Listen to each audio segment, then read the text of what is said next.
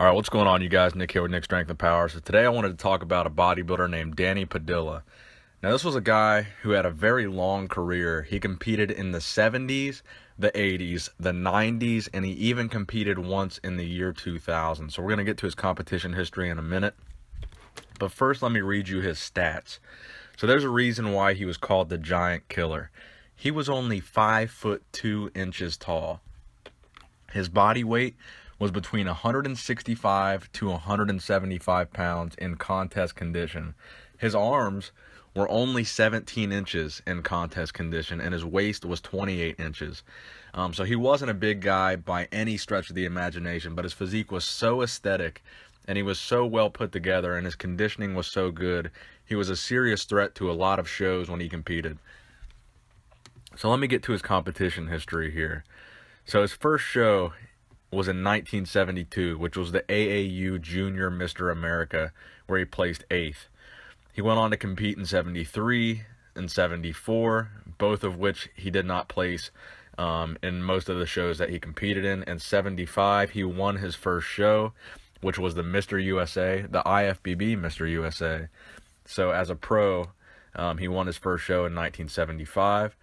76, he would go on to place 2nd at the Mr. Universe competition. In 77, he won the overall at the IFBB Mr. America. So far, he's won the Mr. USAs, he's won the Mr. America, and he's got 2nd at the Mr. Universe. So he's doing pretty well now. So the 70s, he's kind of starting to hit his stride.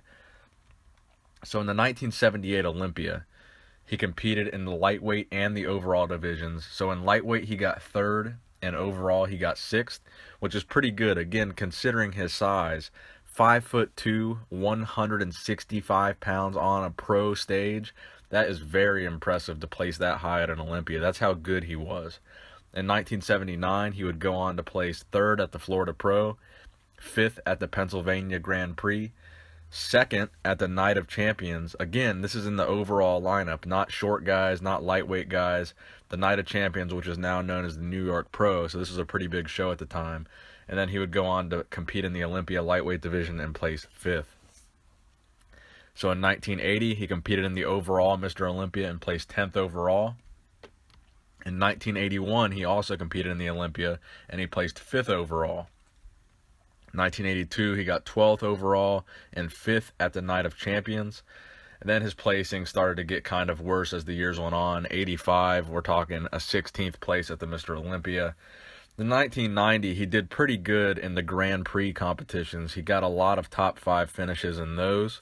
In England, Finland, France, Germany, Italy, those type of Grand Prix. He did fairly well in those.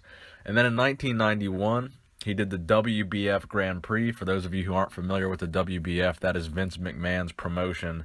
When he tried to get into bodybuilding, he recruited a lot of IFBB guys to come compete for him, and he paid them a lot of money to do so. So at the Wbf Grand Prix, he placed 10th. So then in 1994, he came back to do the Masters division at the Olympia, where he placed 7th. Then in 2000, he did the Masters division at the Olympia again. So that was 6 years later, and then he placed 10th. And in 2009, he was finally inducted into the IFBB Hall of Fame. So he had a career that spanned nearly 30 years, competing on and off, so that was very impressive. And again, we're talking about a guy who was 165 to 175 on stage.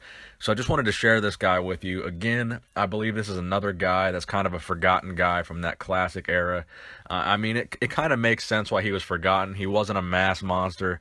He wasn't a tall guy like Arnold. He was a very short guy, a very easily forgettable guy. He was definitely one of those guys that could get lost in a lineup. So I wanted to make a video about him and share him with you. Padilla, the original Giant Killer. Let me know if you liked the video. Comment below. Give the video a thumbs up. I hope you enjoyed it. Nick Strength and Power, signing out.